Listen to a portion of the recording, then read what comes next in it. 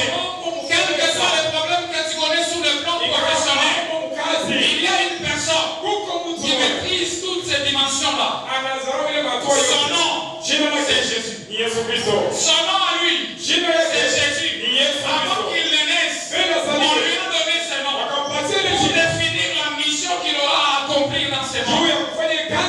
Son nom signifie l'éternel sauve. Et il est capable de te sauver. Même si tu es dans les chaînes de la malédiction, Jésus brise ta malédiction. Amen. Même si tu es dans les chaînes, je ne sais pas de quoi. Laisse-moi te dire que Jésus-Christ, il est la personne qui restaure les années comme des forêts, la sauterelle. Tu es en état pour les hommes, mais l'état de Dieu arrive. C'est que les hommes disent l'état. Ce n'est pas le missionnaire de Dieu. Amen. Aujourd'hui, je te propose de te décharger au pied de Jésus. Par la foi. Ça ne sera pas difficile. Tu vas seulement prier. Et tu vas voir que le poids va quitter. Parce que tu as le poids dans ton cœur. Et celui que tu cherches là, tu n'as pas encore. Autant faire la paix. La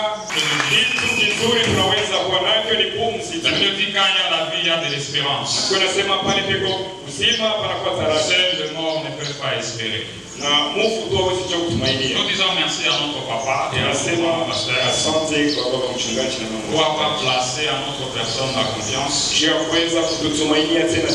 et de nous confier votre chair afin que nous puissions parler de la part de Dieu. Nous disons également merci aux deux couples des anciens pour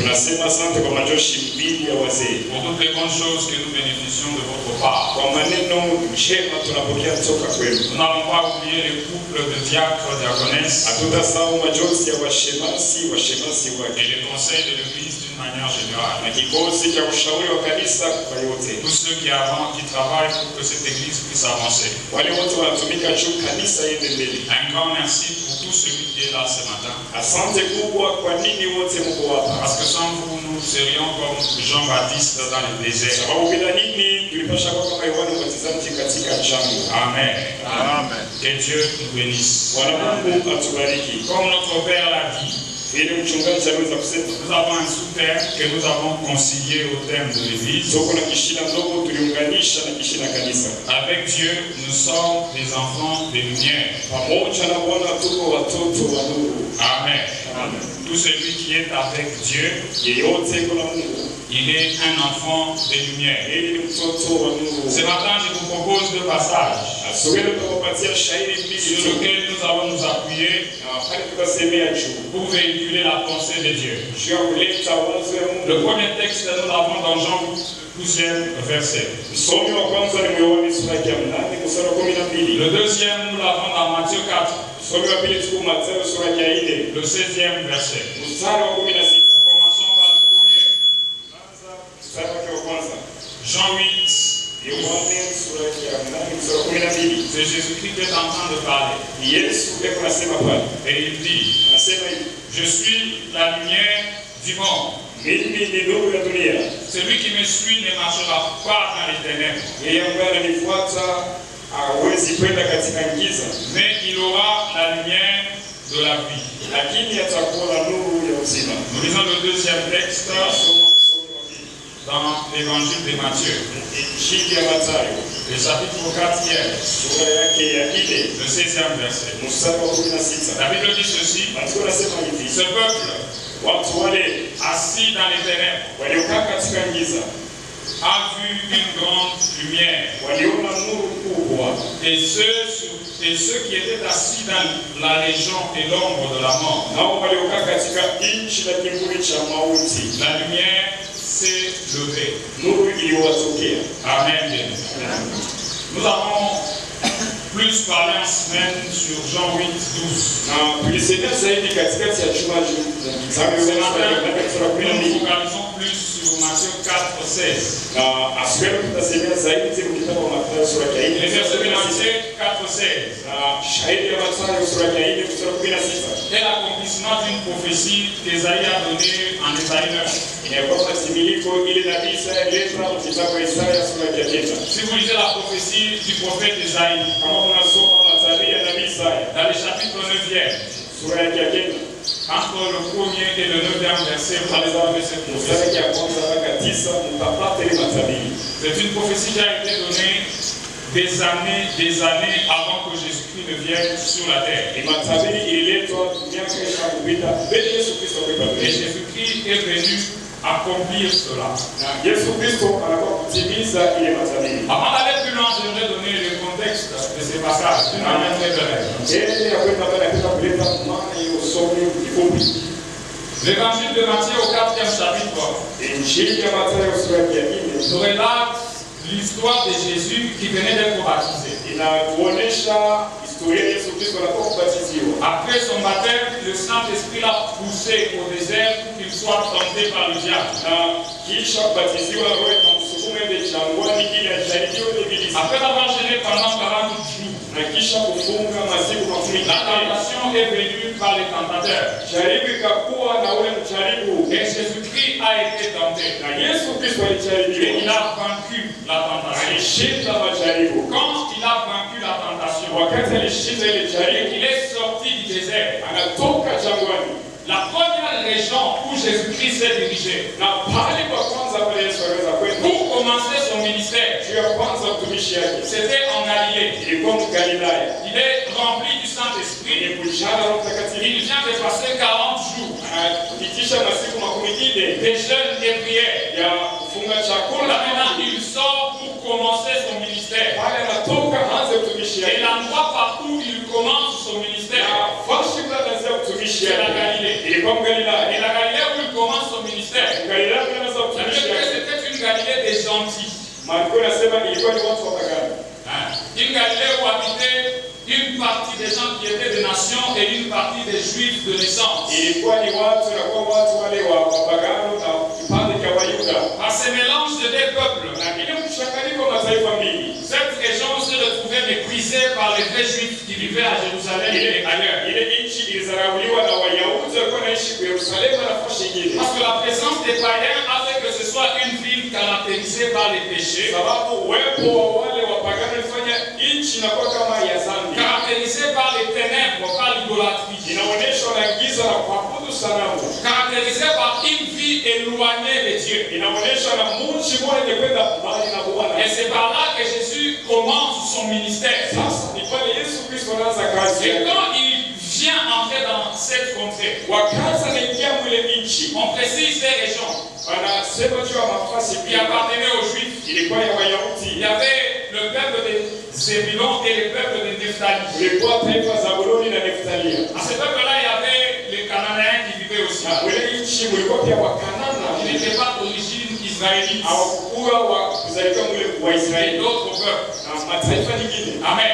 Amen. Le fait que Jésus-Christ a quitté le désert, Na vile Yesu Kristo aliweza kutoka a jangwa, commencé son ministère dans cette région-là. akaanza utumishi wake mwile nchi. La montée de Jésus-Christ dans cette région, Kupanda kwa Yesu Kristo mwile nchi qui était caractérisée par les ténèbres spirituelles, ilionyeshwa na giza kiroho. représente une montée de la lumière dans une région où la lumière n'y était pas. Inaonyesha kupanda kwa mwangaza mfasi mule hakukuwa Et mwangaza. ceci a été prophétisé des années en arrière. Na ili tabiriwa na miaka mingi ya nyuma. Et Jésus-Christ vient l'accomplir. Na Yesu anakuwa Et kuitia. la montée de Jésus-Christ dans Galilée, Na kupanda kwa Yesu Kristo c'était pas Galilaya. pour faire le tourisme, Haipaswa kwenda kuchunguza. c'était pour déloger les ténèbres Ilipaswa kutosha et giza pour imposer la lumière. na kukazisha nuru. Amen, bien-aimé.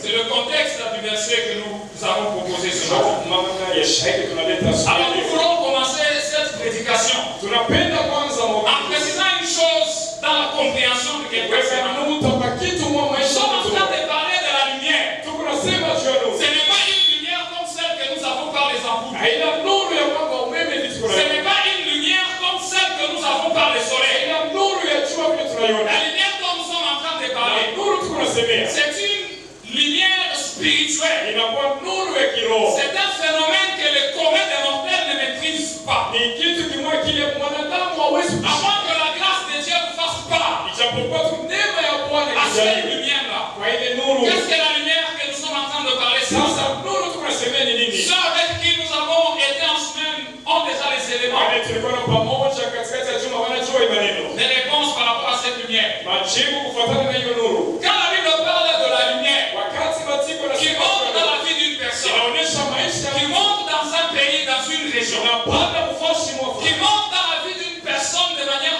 individuelle.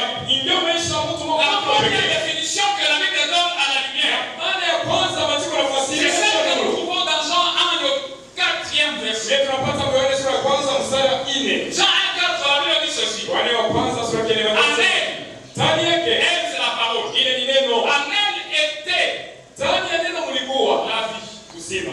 Et la vie était la lumière Uzima ilikuwa nuru des hommes. ya wanadamu. Quand nous parlons de la lumière, Kisema juu et que ya la lumière s'est manifestée auprès d'un na peuple, ile nuru ilionekana nous kwa watu. parlons de la fille des cieux Tunasema juu ya uzima qui est venue auprès de ceux qui n'avaient pas cette vie. inakuwa kwa wale bado wakuwa na ile Et quand uzima. la vie des dieux vous localise, Na wakati maisha ya Bwana na elle kuangalia vient pour amener une transformation. inakuwa kuleta mabadiliko. Elle vient pour purifier les ténèbres qui étaient Inakuwa dans vous. kutakasa giza ilikuwa ndani Donc la yako. première des choses Kusema kwa kwanza que la lumière signifie, nuru inamaanisha selon la Bible, fuatana maandiko c'est la vie des dieux inakuwa lui-même. uzima wa Bwana C'est mwenyewe. l'essence de Dieu lui-même. Inakuwa maana ya Bwana mwenyewe. L'énergie par laquelle Dieu vit. Ile nguvu kupitia Mungu anaishi. Si elle se manifeste à vous, Na kama inaonekana kweli elle vient vous éclairer. inakuwa Elle kukuangazia. vient vous illuminer. Inakuwa Ça, c'est kukuangazia. la lumière de Dieu. Ndio nuru ya Bwana La ile. deuxième des choses Na kitu ya que pili nous devons retenir tunapaswa kushika par la lumière, kupitia nuru. la lumière de Dieu,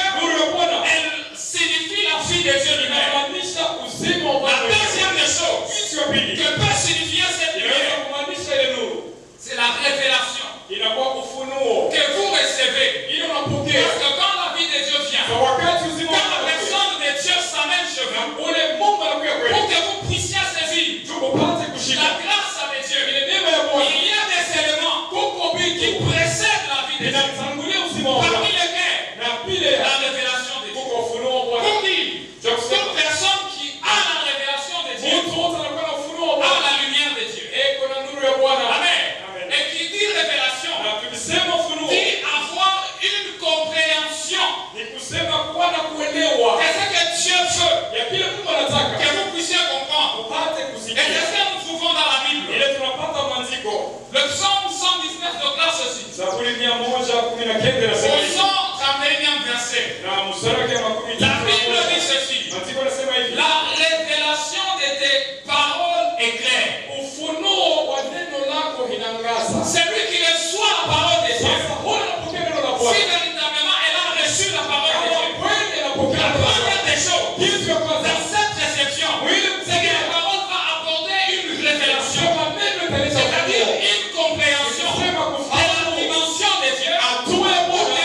d'une dimension de vous-même Hatua ile. que vous ne comprenez pas sans la parole. Elewi bila Et neno. après l'avoir compris, Na kisha kuelewa. elle vous a amené la révélation. Inakuletea Et cette ufunuo. révélation, Na ile ufunuo. c'est la compréhension. Na ile mstari La simama. parole de Dieu ne s'arrête pas là. Neno simama. Elle dit la révélation de tes paroles est claire. Inasema ufunuo wa neno lako Ce qui unaniangazia. suit m'intéresse le plus. Ile inafuata ni ya muhimu sana. La Bible dit ceci. Maandiko yanasema Elle donne de l'intelligence aux simples.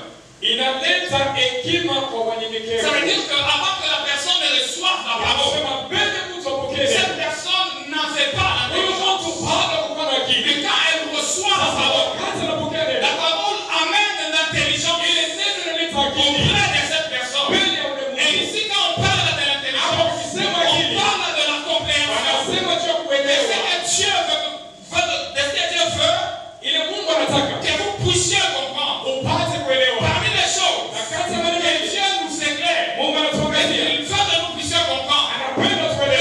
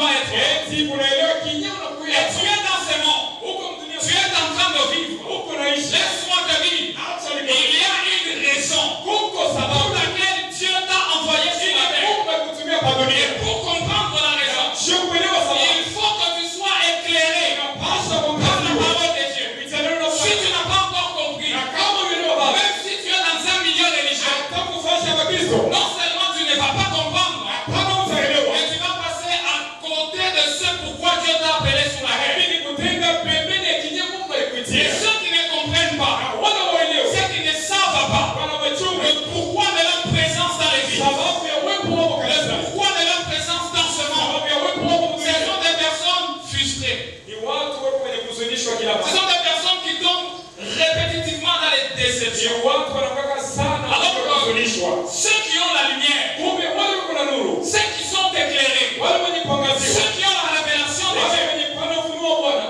ils ne vivent pas dans la confusion. hawaishi katika Ils mchanganyiko ne marchent pas dans la frustration. hawatembei muhuzuni Parce qu'ils marchent dans la foi au Fils qui les a éclairés. wanatembea kwa imani kupitia mwana aliwaangazia Amen.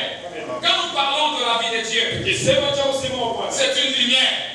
inakuwa Et quand nous parlons de la lumière, kisema ce sont des jeu choses que la vie de Dieu ni maneno apporte dans notre vie. analeta maisha Toute yetu personne qui n'a pas cette révélation hana ile ufunuo de la personne de Jésus dans sa vie, ya Yesu Kristo qui maisha n'a yetu pas une révélation hana na ufunuo de sa mort ya kifo en tant qu'un homme spirituel, kama vile mtu wa ne kiroho peut aller loin, hawezi kwenda mbali ne peut porter le fruit hawezi kuzama que katika Jésus attend de lui. ile Yesu anashuka kwake. Amen. Bien-aimé. La troisième des choses Yesu wa tatu que la lumière ile nuru signifie, inamaanisha ici, hapa la lumière signifie la puissance du Saint-Esprit nuru inakuwa ni uwezo wa Roho Mtakatifu qui délivre des ténèbres. inaokoa toka giza. Amen. Amen. Toute puissance qui se manifeste au nom de Dieu Uwezo wote unaonekana kupitia et qui vient apporter la délivrance, inakuwa kuleta qui ufumbulivu, vient vous enlever inakuwa kukutosha dans une vie où vous étiez oppressé, maisha mle ulisoma oppressé kabisa, par la loi des familles, unasoma na oppressé sheria, par la vie des péchés, unasoma na maisha ya oppressé par les échecs, unasoma na oppressé kushindwa, par les démons, unasoma na kuteleza, oppressé par la maladie, unasoma na magonjwa, une maladie qui n'est pas reconnue par les médecins. magonjwa ile waganga waitambue. Quelqu'un qui vit dans cette dimension, Mtu kunaishi mle c'est une watu, personne qui vit dans les ténèbres. mtu kunaishi Mais il y a katika giza, une lumière lakini kuko qu'on nuru, appelle la puissance de Dieu.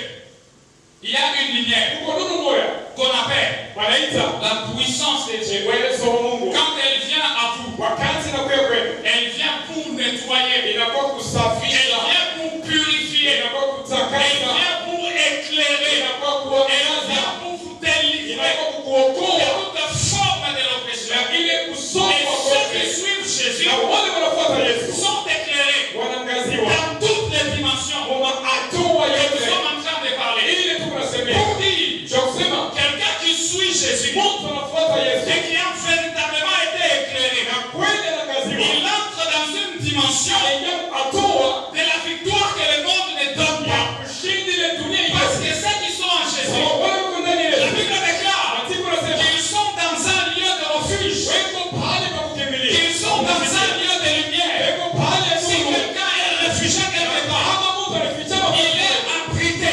anafinikwa contre les maladies, kinyume na magonjwa des sources compliquées. na ile Il machimchimi est abrité anafinikwa contre les combats démoniaques. kinyume na mavita Parce que Jésus-Christ, quand il est venu, sababu Yesu Kristo wakati il est anakuja venu nous apporter la lumière. anakuja kutuletea nuru. Amen. Amen. Il est venu nous apporter la lumière. Anakuja kutuletea nuru. La Bible dit dans Colossiens 1, le 13e Tunasoma passage, somo très la apprécié, Kolosai sura ya kwanza mstari wa que nous 15. connaissons tous. Tunajua wote. La Bible dit Maandiko qu'il yanasema nous a délivrés alituokoa de la puissance des ténèbres chini ya uwezo wa et giza. nous a transportés. Sasa anatunyanyua, J'aime dire qu'il nous a transférés anatupeleka dans le royaume de son Fils. katika ufalme wa Bwana Une wetu. vérité que cette verset dit. Haki mwale maandiko yanasema Tout celui qui est chrétien, ule yote anakuwa tout celui qui a été affecté ou touché par la puissance ule de wote Dieu, anaambukizwa na uwezo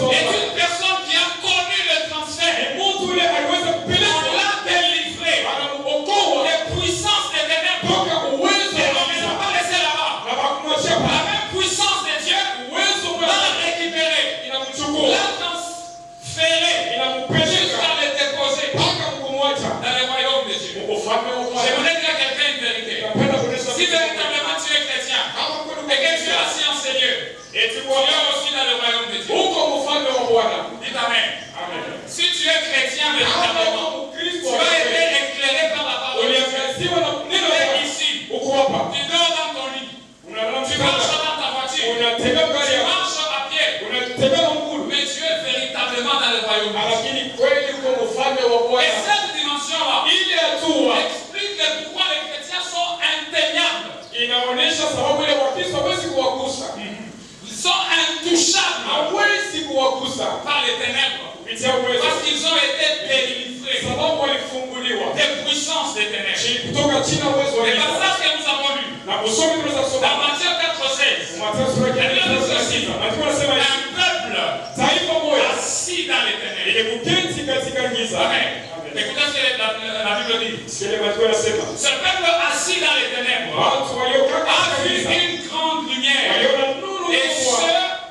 ceux qui étaient assis Nao waliokaa katika dans la région nchi de l'ombre de la mort, ya kimvuli cha la mauti, lumière s'est levée. nuru iliwatokea. La condition de ce peuple Na namna kuishi ile taifa qui semblait vivre normalement, ilikuwa kuonekana kuishi msawa. alors que pour Dieu c'était un peuple prisonnier, Hapo kwa Bwana ilikuwa ni taifa lenye qui est kufungiwa. écrite dans ces passages. Ile wanasema kwa usomi. La Bible dit premièrement, Watu wanasema kwa ils kwanza étaient assis. walikuwa wenye kuketi. Quand on est assis, Wakati kama ile kukaa c'est l'image d'une stabilité. ni picha moja ya ustarehe. C'est l'image d'un repos. Ni picha ya mapumziko. Maintenant, ici, moi, je vois la confusion. Sasa hapa tunaona Comment est-ce que mchanganyiko. quelqu'un peut se reposer ou peut se retrouver stable dans la maladie? Namna kani mtu anaweza kuona mstarehe katika magonjwa. Comment est-ce que quelqu'un peut se retrouver stable ou se reposer dans les péchés? Namna kani mtu anaweza kujiona mwenye kustarehe katika dhambi. Parce qu'il y a une catégorie de personnes Sababu kuko vipande ya watu qui vivent dans les péchés wanaishi katika et dhambi. qui sont à l'aise dedans.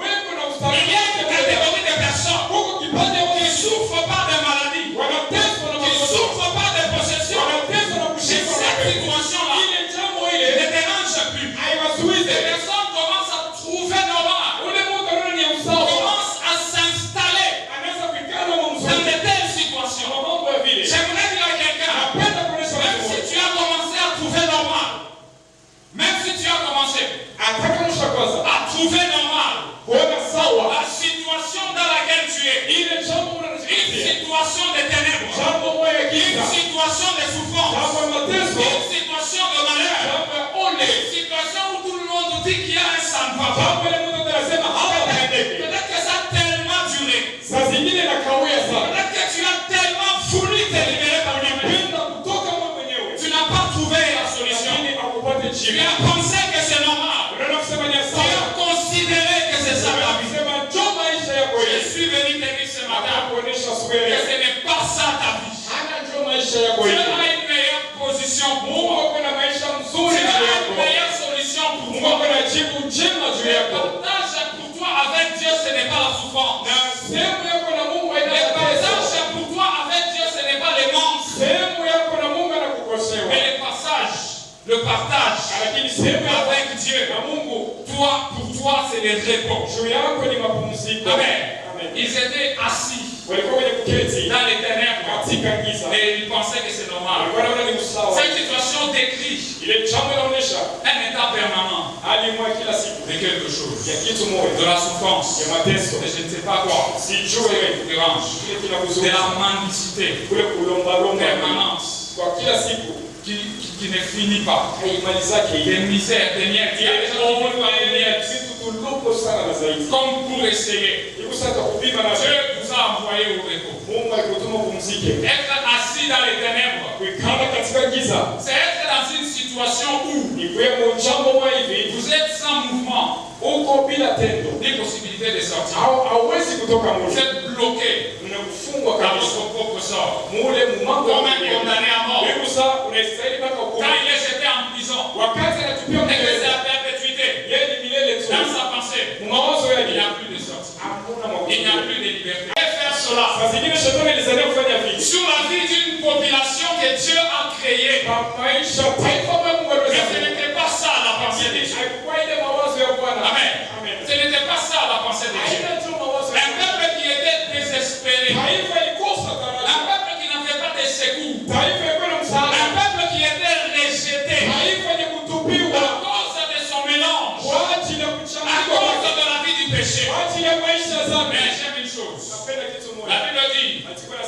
grande lumière Nuru kubwa s'est levée. ikasimama. Amen. Ce peuple a vu Ile taifa ikaona une grande lumière. nuru kubwa kabisa. Amen, bien-aimé. Amen. Comme pour dire, Je kusema dans ce qu'on a dit, à ceux qui ont fait des siècles dans l'esclavage, wale walikawia un jour, kuchumwa. une bonne nouvelle leur a été annoncée. Siku habari njema Et quelqu'un ikafikia. a dit, Mtu anasema les Égyptiens que vous voyez aujourd'hui, Misri mnaona leo hii. vous ne verrez plus jamais. Hamtaona tena. Amen. Amen. C'est ce que je te dis. Je viens de vous Les Égyptiens que tu voyais, wale wa Misri que tu continues à voir, unaendelea na tu kuona. ne les verras plus jamais. Hautaona tena. Amen. Amen. Les ténèbres dans ta vie Giza maisha ne yako. deviendront pas à toujours. Haitatawala Parce qu'il y milele. a quelqu'un Sababu kwa qui a Mungu vaincu les ténèbres. alishinda Et giza. cela, c'est à la croix de Na Golgotha. ile ni kumsalaba kwa Golgotha. Amen, bien-aimé. Amen. Même si tu n'as pas compris, Hata uelewe. je dis ceci. Nasema Il y hivi. a quelqu'un qui a combattu pour Huku toi. mtu Il y a alikupigania. quelqu'un qui a apporté une puissance qui dépasse Mtu mmoja alileta uwezo unapita. la puissance de ton ennemi. Uwezo ya adui wako. Et il a décidé d'éclairer ta vie. Anachukua mpango Il a wa décidé de maisha. t'accorder l'élément. Anachukua mpango wa Il a décidé de t'accorder la consolation. mpango wa Même kufariji. si les gens disent, Hata watu même wanasema. si les gens passent avant toi, Watu wanapita même si mbele tu yako. as fait 20 ans, Unafanya nini? j'aimerais te dire, Napenda Dieu nikuoneshe. ne t'a pas oublié. Yesu akusahau. J'aimerais te dire, Acha nikuoneshe. Dieu travaille sur ton cas. Mungu anatumika mambo yako. Sema amen, ya bien. Amen, bien-aimé. Le Dieu que nous cherchons Mungu tunatafuta. n'est pas un aventurier. Ana wa michezo. Le Dieu que nous cherchons, Mungu ce tunatafuta. n'est pas un Dieu de néant. Ana Mungu wa Personne n'a suivi Jésus Hakuna nimfuata et Yesu. s'est retrouvé dessus. Anajikuta kwenye Ça kufedhelesha. n'a jamais existé. Haijafika kaidi. Si tu suis Jésus Kama kumfuata et Yesu. que tu sens qu'il y a de la Unaweza déception kusema kwa qui kufedhelesha. continue à se manifester dans ta vie, Inaendelea kuonekana maisha j'aimerais yako. te recommander Acha de nikuombe. vérifier la lumière Angalia qui nuru. est dans ta vie. Iko maisha Est-ce yako. que c'est la véritable lumière Njoo ile. ou c'est la lumière qui est ténèbre? Au ni nuru iko giza. Jésus-Christ a dit ceci. Jésus-Christ a dit ceci. Yesu anasema hivi. Si la lumière Kama nuru qui est en vous iko ndani est yako. ténèbre, Iko giza. mais votre ténèbre est tellement grande. Ni kusema ile giza ile ni kubwa sana. Amen. Amen. On ne peut pas sauver quelqu'un Hawezi kuokoa qui mtu. croit être libre Anazania mwenye alors qu'on ne kuokoa. l'est pas. Japo ana vile. On sauve quelqu'un qui est conscient Anakuwaka mtu anakuwa na akili yote. de son état de prisonnier. Ya kusema niko On mfungwa. sauve quelqu'un qui est conscient Anakuwaka mtu de na son akili yote. état de limitation. Ya ile hali Et je voudrais dire à quelqu'un, acha nionyeshe dans la Mungu. vie chrétienne, Umaisha il est kidogo. possible que Inawezekana certaines requêtes huko mishina mambo mengine puissent tomber. ipate kuanguka. Et cette année, Hii mwaka comme c'est une année des exploits avec vile Dieu, ni mwaka wa maishara na Bwana. je prie pour toi Na kuombea. et je mets ma foi en Dieu. Naweka Et la imani ya requête qui a perduré dans sa kusema vie ile shida ikawia. reste en 2026. Itabakia humu mwema. Les requêtes pour lesquelles tu as tellement prié, Ile kishinda mais unaombea tu sana. n'as pas vu la réponse de Dieu. Aone matokeo. Je suis venu te dire Na kwa que kukuonesha le Dieu devant qui tu as exposé ton Mungu problème ule unaonesha mambo yako. est fidèle. Ni mwaminifu. Amen. Je le crois pour toi. Ninaaminia tu Et je prie pour toi. Et je suis sûr de ce Dieu. Je le connais très bien. Il ne déçoit personne. La Bible dit, Maandiko yanasema il n'est des femmes de personne. hata na deni ya mtu Ton temps arrive. wakati unakuja Des larmes vont être séchées. machozi itakauka. Amen. Des larmes vont être séchées. Machozi Parce que itakauka. c'est Dieu. Sababu huyu Mungu Il est fidèle. ni mwaminifu. Amen. Un peuple qui était assis dans les ténèbres Taifa ilikuwa ni kuketi katika giza. a vu Ikaona une grande lumière. nuru kubwa. Amen. Amen. C'est comme l'exemple de ces hommes-là qu'on a jetés en prison. Iko sawa mfano wa watu wanaotupa Les mfungo. disciples de Jésus. Wanafunzi wa Yesu On Kristo. les a attrapés parce qu'ils prêchaient. Waliwakamata sababu na Ils ont ulinzi. seulement commencé à louer et à adorer. Wakaanza tu kusifu na kuabudu. Ce dont ils s'attendaient le moins Ile hawakwenda na sania. s'est manifesté. Ikaonekana Les basi. chaînes se sont brisées. Minyororo Les ikavunjika. murs de la prison ont bougé. Maukute Les katika. portes se sont ouvertes. Milango ikafungulika. Le gardien qui était en porte Mlinzi alikuwa kwa mlango pale. n'a su quoi faire. Hakujua atafanya Et la nini. liberté était servée. Uhuru ikakuwa pale pale. Amen. Amen. Quand on dit Wakisema qu'une lumière, qu'une grande lumière nuru kubwa moja se manifestait. ikaonekana. Voici ce que dit la parole de Dieu. Tazameni ile maandiko yanasema. Dans ce peuple, ce que Jésus a fait. Mpaka ile Yesu aliweza kufanya. Matthieu 4, Mathayo sura yake ya le 4 23e verset. mstari wa 23. La Bible dit ceci. Maandiko yanasema hivi. Matthieu 4. Mathayo sura ya 4. Jésus parcourait toute la Galilée. Yesu akazunguka katika Galilaya yote. Où il y avait les ténèbres. Kule kulikuwa giza. Il enseignait dans les synagogues, Akifundisha katika masunagogi. prêchant la bonne nouvelle. Kuhubiri habari njema. Ce qui m'intéresse, Inanifurahisha. c'est ce qui suit. La Bible dit, Maandiko yanasema guérissant toute maladie. akiponyesha ugonjwa wote. Amen. Amen. Ça c'est éclairé. Ili kwa Ça gazeti. c'est recevoir la lumière. Sio kupokea nuru. Dans la Galilée, Mgalilaya mle. tout là où Jésus-Christ passait, Wote Yesu alikuwa anapitia. s'il y avait un problème, Kama kulikuwa mambo après son passage, kisha ce kupita qui kwa restait dans la vie de la personne, Yesu maisha c'était plus les problèmes, mais c'était la solution. lakini kwa ni Et jibu. j'aimerais te dire Acha nikwambie. que tu n'es pas différent Awachane de ceux à qui na pale Jésus a fait du bien. Yesu Kristo alitendea La Bible mema. dit qu'il guérissait toute maladie. Maandiko yanasema aliponyesha magonjwa On ne yote. s'arrête pas là. Aisimamie La pale. Bible dit Maandiko yanasema que toute infirmité, na udhaifu wote. vous savez, Unajua la maladie, hein, magonjwa on peut hii l'attraper unaweza kuipata. alors qu'on ne l'avait pas au début. Japo kutokana na Mais il y a les types d'infirmité. lakini kuko udhaifu ule mwingine unazaifa nao. Amen. Amen. Maintenant, ça veut dire que en temps normal, ce sont des cas impossibles. Ni kusema mkuangalia hivi ni maneno Il y a certaines personnes, même quand il vient pour t'aider, Kuko mtu mwenye kama quand il te trouve avec une infirmité physique akikupata na ulemavu qui semble être de naissance, inaonekana sasa dans kuzaliwa. tout ce qu'il pense faire pour toi, Ile penaweza kufanya kwako. il ne pense pas à t'apporter la guérison. Hawezi kupatia Dans la dimension de ton infirmité, juu ya ile ulemavu Jésus-Christ wako. pour manifester Yesu ndio qu'il est véritablement Sema yeye la lumière, ni nuru la guérison des hommes, na matunzo la ya puissance qui terrasse les ténèbres. uwezo na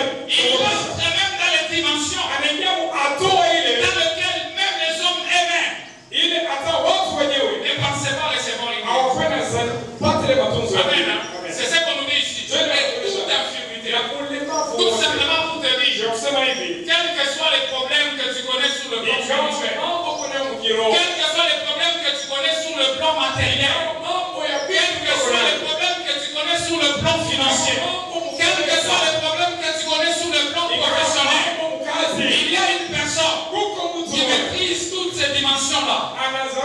Son nom, c'est Jésus. Son nom à lui, c'est Jésus. Avant qu'il ne naisse, on lui a donné ce nom pour définir la mission qu'il aura à accomplir dans ce monde. Son nom signifie l'éternel sauve. Et il est capable de te sauver.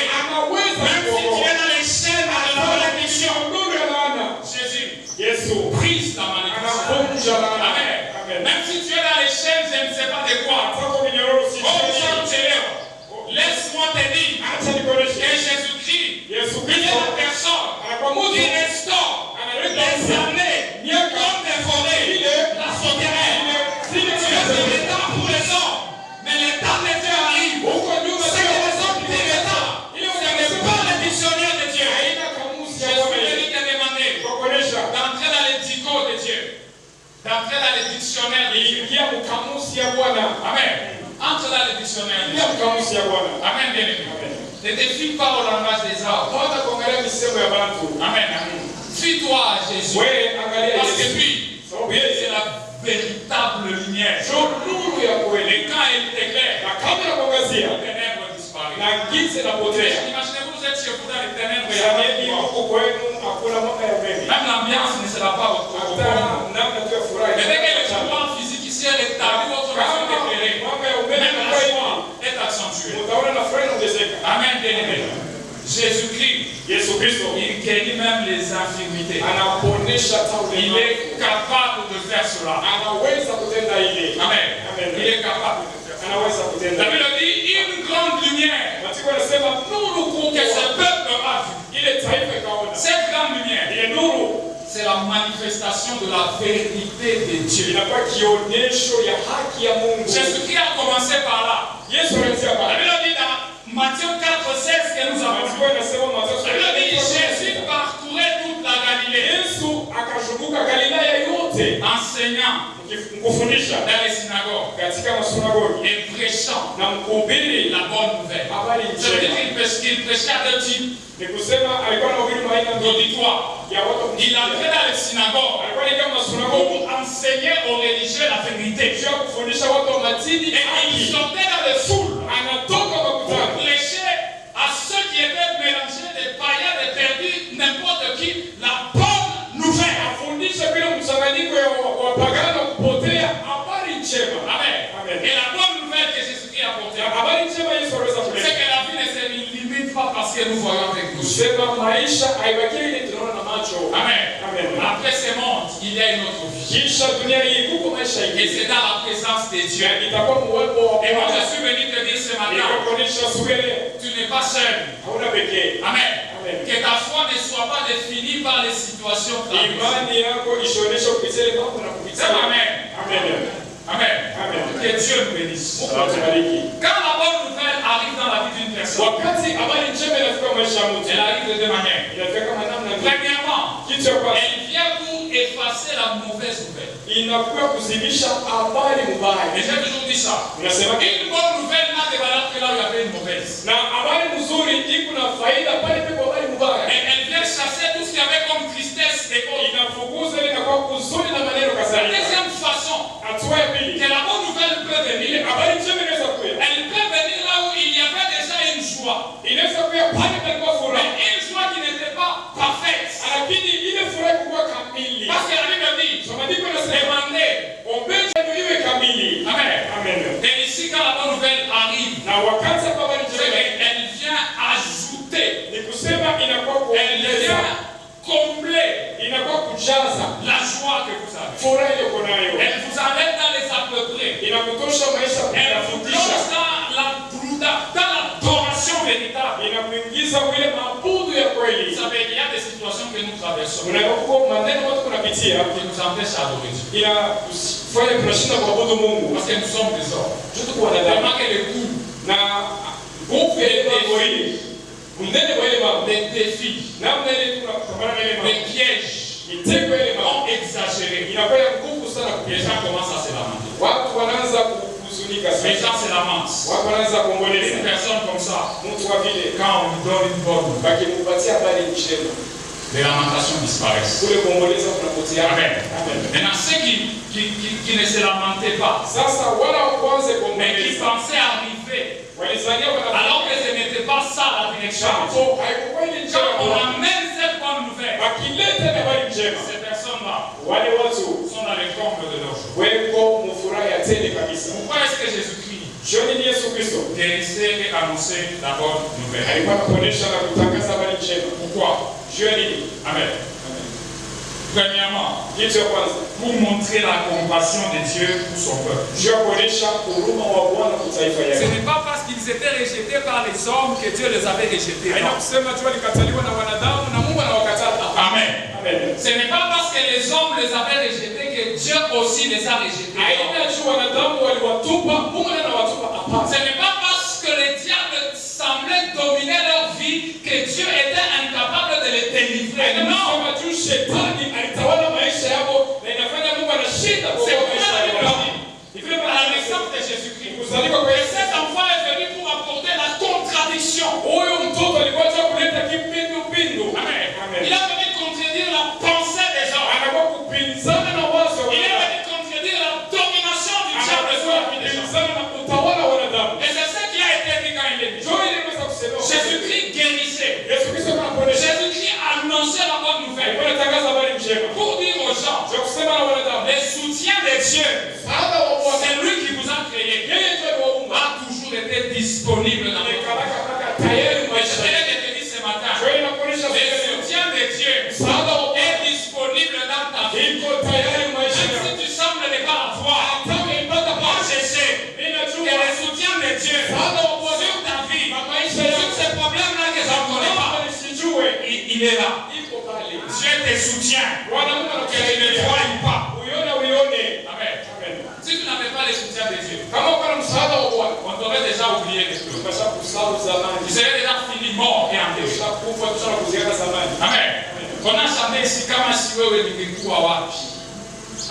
Amen. C'est que même si tu es en train d'habiter dans une maison de bail, il y a des gens qui dorment dans les rues sans maison, sans poser la tête. Tu as aussi une dimension qui dépasse la dimension de quelqu'un d'autre. Pour la petite dimension où Dieu t'a placé, glorifie-le. Amen. Même si tu as des chaussures trouées, il y a des gens qui marchent à pieds nus. Il y a des gens qui marchent à bord avec des babouches. Même il est une sambo là-bas. Et il sort une barre. C'est tout ce qu'il a. Quand tu as des chaussures trouées, commence à pleurer. Les hommes de ce monde.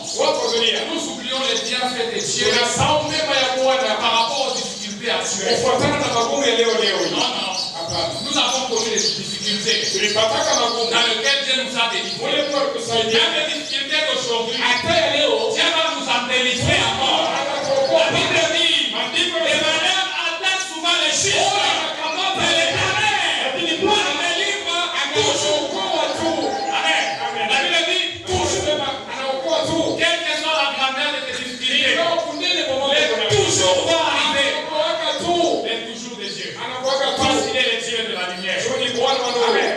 Jésus-Christ a annoncé et guérissait pour manifester et que les gens sachent que le Dieu qui vous a créé, il a une capacité incomparable.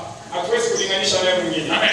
La capacité de Dieu, la puissance de Dieu est incomparable. Amen. Il n'y a que Dieu pour ramener quelqu'un qui était mort depuis 4 jours à la vie. Il y a une maman qui s'est manifestée ici, qui était en train de travailler au nom de Dieu, soit puissant. Qui voulait nager dans cette dimension sans le Saint-Esprit. Il est allé se convenir avec une maman de son église. On a donné des values, je ne sais pas quel produit à son enfant. On l'appelle à l'église comme mort. Et quand elle va prier, cet enfant va s'élever. Alors que le tout était chronométré. Bien aimé, on ne se moque pas de Dieu. Cet enfant-là, on l'a amené à l'église. Dans les values, il est allé voir Abraham. Quand il est entré dans les seins d'Abraham, Abraham a dit toi là, Amen. Et la convention a été brisée. La maman était contente de soutenir les mensonges de la séparation. Vous avez suivi ça à la télé. Il y a eu la guerre. Ce ministère n'existe plus. Ce ministère a disparu. Amen. Amen. Qui sommes-nous sans Dieu, s'il vous plaît? Sans Dieu, nous sommes les proies de l'ennemi.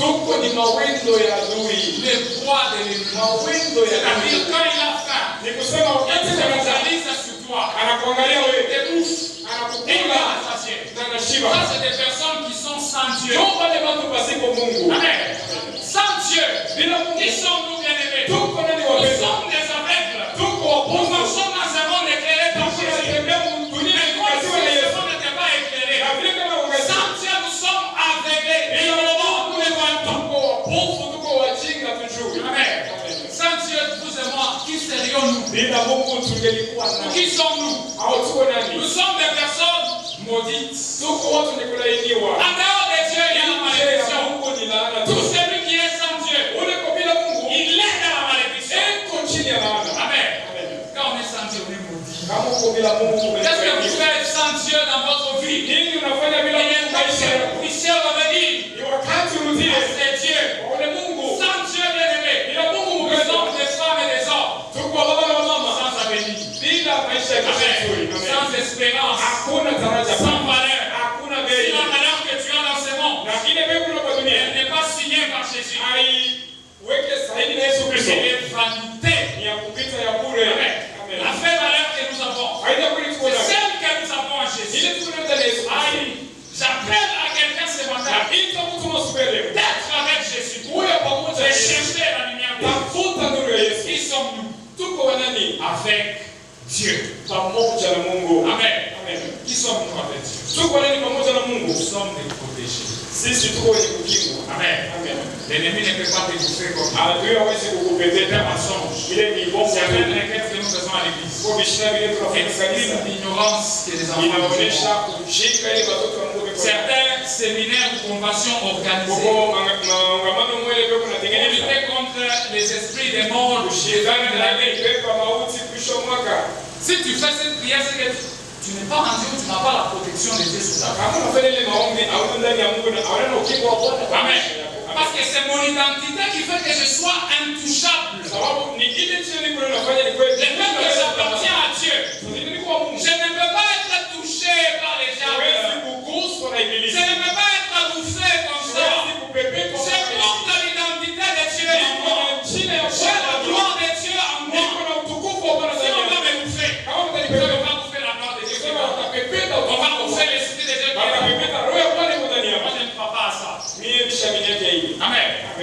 Quand nous sommes en Dieu, nous sommes des hommes et des femmes bénis. Amen. La vraie bénédiction n'est qu'en Dieu. En Dieu seul. Seulement en Dieu.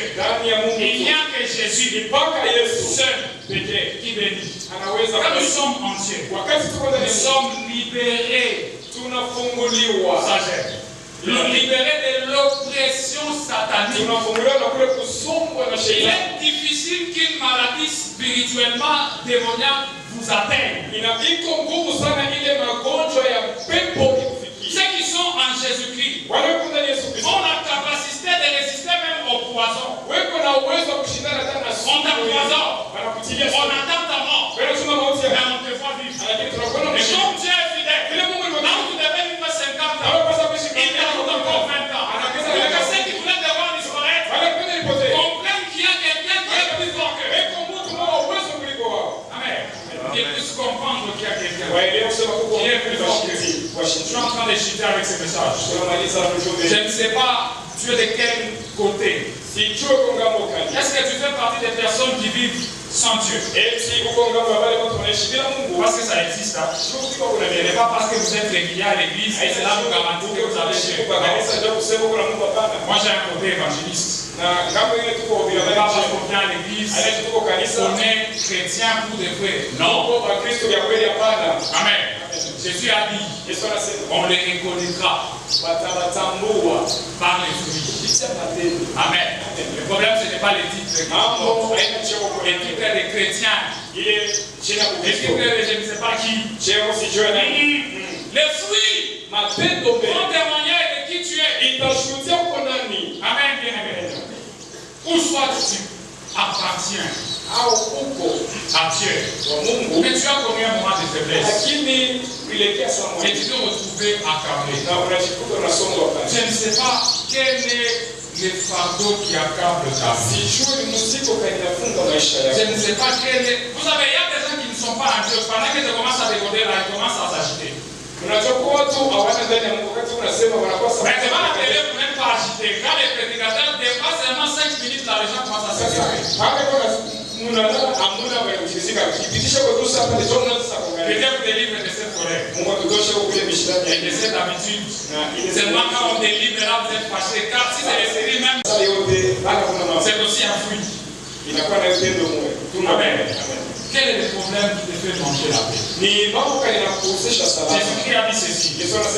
Venez à moi, vous tous qui êtes fatigués et chargés, je vous donnerai du repos. Quel est le problème qui te fait manquer la paix?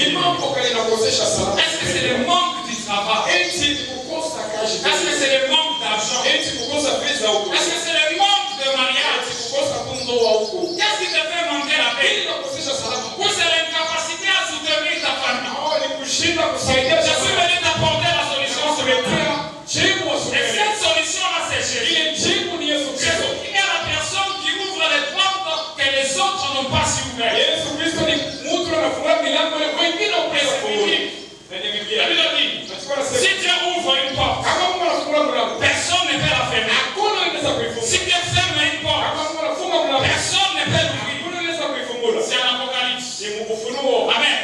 Aujourd'hui, je te propose de te décharger au pied de Jésus. Tu vas seulement prier. Et tu vas voir que le poids va quitter. Parce que tu as le poids dans ton cœur. Et ce que tu cherches là, tu n'as pas encore. Autant avoir la paix. Autant avoir la paix. Autant avoir la paix. Et rester concentré en Jésus. Je pense que j'ai fait ma part. Et je sais que le Saint-Esprit est en train de faire sa part. Avant de céder la parole à notre Père,